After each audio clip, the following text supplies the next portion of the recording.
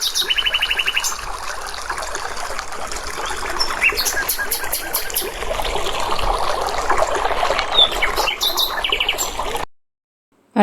வணக்கம். ஆயக்கலைகள் சேனலுக்கு உங்களை அன்புடன் வரவேற்கிறேன். இக்காணொளியில் நாம் காண இருப்பது வகுப்பு 5 பருவம் 2 தமிழ் இயல் 1 பக்கம் 17 மொழியோடு விளையாடு. இந்த பகுதியில் 1 ஒரே ஓசையில் முடியும் பெயர்களை கொண்ட படங்களை இணைக்க. கீழே படங்கள் நிறைய கொடுத்துருக்காங்க. அதில் ஒரே ஓசை கொண்ட படங்களை நம்ம கோடிட்டு இணைக்கணும். ஒரே ஓசை அப்படின்னாக்கா எந்தெந்த படங்கள் ஒரே ஓசையில் வருது? இப்போது முதல்ல வலை கொடுத்துருக்காங்க இல்லையா, வலை. அடுத்தது கீழே இலை கொடுத்துருக்காங்க, இலை. கடைசியாக மலை கொடுத்துருக்காங்க. இந்த மூன்றுமே ஒரே ஓசையில் முடியுது இல்லையா? வலை, இலை, மலை. இது மூன்றையும் கோடிட்டு இணைக்கணும். அடுத்து என்ன கொடுத்துருக்காங்க பாருங்கள், கரம். கரம். அடுத்து 2வது லைனில் அறம். அடுத்து 3வது லைனில் மரம். இப்போது மூன்றும் ஒரே ஓசையில் வருது இல்லையா? கரம், அறம், மரம். இது மூன்றும் கோடிட்டு இணைக்கணும். அடுத்து கடைசியாக பூனை வந்திருக்கு இல்லையா? மேலே பூனை வந்திருக்கு பாருங்கள், பூனை. அதற்கு கீழே யானை. கடைசியான படத்தில் அந்த கடைசி லைனில் முதல் படம் கொடுத்துருப்பாங்க பாருங்கள், பானை. பூனை, யானை, பானை. இது மூன்றுமே கோடிட்டு இணைக்கணும். பூனை, யானை, பானை. இந்த 3 வார்த்தையும் ஒரே எழுத்தில் முடியுது, அதனால் ஒரே ஓசையுடைய சொற்கள் இது எல்லாமே. அடுத்து 2 சொல்லிலிருந்து புதிய சொற்கள் உருவாக்குவோம். கீழே ஒரு சொல் கொடுத்துருக்காங்க, பட்டுக்கோட்டைன்னு. அந்த ஒரு சொல்லேருந்து பல சொற்களை நம்ம உருவாக்கணும். எடுத்துக்காட்டாக பட்டுன்னு கொடுத்துருக்காங்க இல்லையா? அடுத்து நம்ம என்ன உருவாக்கலாம்? கோட்டை. அடுத்து அதிலேருந்து படை. அடுத்து கோடை. அடுத்து பட்டை. அதுக்கு அடுத்து கோடு. அதற்கடுத்து படு. அடுத்து கோ. கோனா அரசன்னு சொல்லுவாங்க, கோ. இது வரைக்கும் புதிய வார்த்தைகள், அந்த ஒரு வார்த்தையிலேருந்து எடுக்கப்பட்ட புதிய வார்த்தைகள். பட்டு, கோட்டை, படை, கோடை, பட்டை, கோடு, படு, கோ. அடுத்து குறிப்புகளை படித்து விடை கண்டறிக. கீழே அட்டவணையில் பல வார்த்தைகள் கொண்ட அட்டவணை கொடுத்துருக்காங்க. அந்த எழுத்துக்களை நம்ம ஒன்றாக இணைச்சி ஒரு வார்த்தைகளை உருவாக்கணும். கீழே அதற்கேற்ற குறிப்புகளை கீழே கொடுத்துருக்காங்க, 10 கொடுத்துருக்காங்க. அந்த 10 குறிப்புகளையும் படித்து அதற்கேற்ற விடையை நம்ம இந்த அட்டவணையிலேருந்து தேர்ந்தெடுத்து அது பக்கத்தில் எழுதணும். முதல்ல இந்த அட்டவணையில் வார்த்தைகளாக ரவுண்ட் பண்ணிக்கலாம். முதல்ல 8 கொடுத்துருக்காங்க இல்லையா? 8 வானவில், 2 வானம். மேலேருந்து கீழையும் இடதுலேருந்து வலமும் கொடுத்துருக்காங்க இல்லையா? வானவில், வானம்.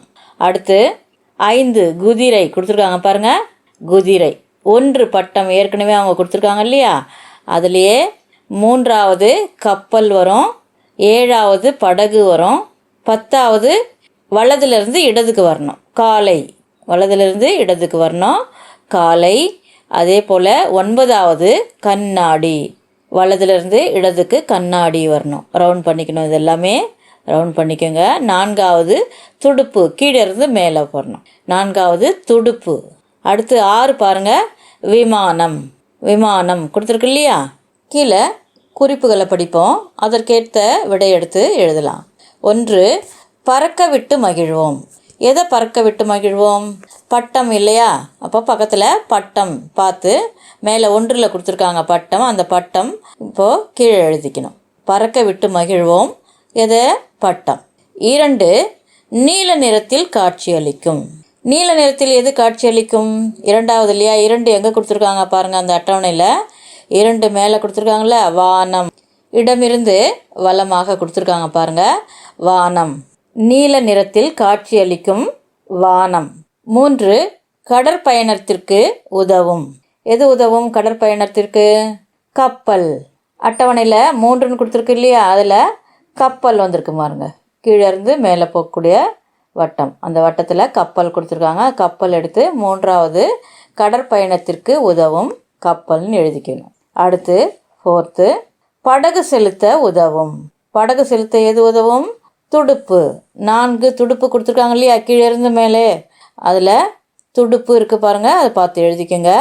படகு செலுத்த உதவும் துடுப்பு 4வது. 5 உயிரினங்களுள் ஒன்று. உயிரினங்களுள் ஒன்று எது கொடுத்துருக்காங்க அட்டவணையில்? குதிரை கொடுத்துருக்காங்க இல்லையா? ஐந்தாவதா குதிரைன்னு கொடுத்துருக்காங்க. அதை எடுத்து 5க்கு நேராக எழுதிக்கங்க. குதிரை. உயிரினங்களுள் ஒன்று குதிரை. அடுத்து 6 இதன் உதவியால் வானில் பயணிக்கலாம். வானத்தில் எதன் மூலமாக பயணம் செய்வோம்? விமானம் இல்லையா? 6வது விமானம்னு கொடுத்துருக்காங்க பாருங்கள். 6ன்னு போட்டு மேலேருந்து கீழே விமானம்னு கொடுத்துருக்காங்க. அதை எடுத்து எழுதிக்கணும். 6வது இதன் உதவியால் வானில் பயணிக்கலாம். அது பக்கத்தில் விமானம்னு எழுதணும். அடுத்து 7 பறவைகள் இது போன்ற உடலமைப்பு கொண்டுள்ளது. பறவைகள் எது போன்ற உடலமைப்பு கொண்டுள்ளது? படகு. 7வது படகுன்னு கொடுத்துருக்காங்க இல்லையா? படகுன்னு வட்டம் போட்டிருக்கோம் இல்லையா? அந்த வட்டத்தில் இருக்க அந்த சொல் எடுத்து இங்கே படகுன்னு எழுதணும். 7வதுக்கு அந்த லைன் பக்கத்தில் படகுன்னு எழுதுங்க. அடுத்து 8 7 நிறங்கள் கொண்டது. 7 நிறங்கள் கொண்டது எது? 8வது வானவில். முதல்ல வந்திருக்கு இல்லையா? வானவில் மேலேருந்து கீழே வந்திருக்கு. வானவில்னு எடுத்து எழுதிக்குங்க. அடுத்து 9 ராமன் இதன் மூலம் எதிரொலிப்பு விளையாட்டு விளையாடினான். ராமன் எதன் மூலம் எதிரொலிப்பு விளையாட்டு விளையாடினான்? கண்ணாடி மூலம். கீழே 9 கொடுத்துருக்காங்க. கண்ணாடி. அந்த கண்ணாடி எடுத்து இங்கே 9வது லைனில் எழுதிக்கங்க. ராமன் இதன் மூலம் எதிரொலிப்பு விளையாட்டு விளையாடினான். கண்ணாடி. அடுத்து 10வது பொழுது விடிவது. எப்போ பொழுது விடியும்? காலை இல்லையா?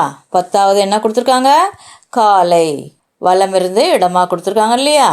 காலைன்னு பார்த்து எழுதிக்கங்க. பொழுது விடிவது காலை. அடுத்து போகலாம்.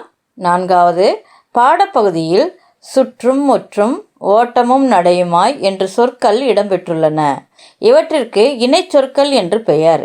இவை போன்று 4 சொற்கள் எழுதுக.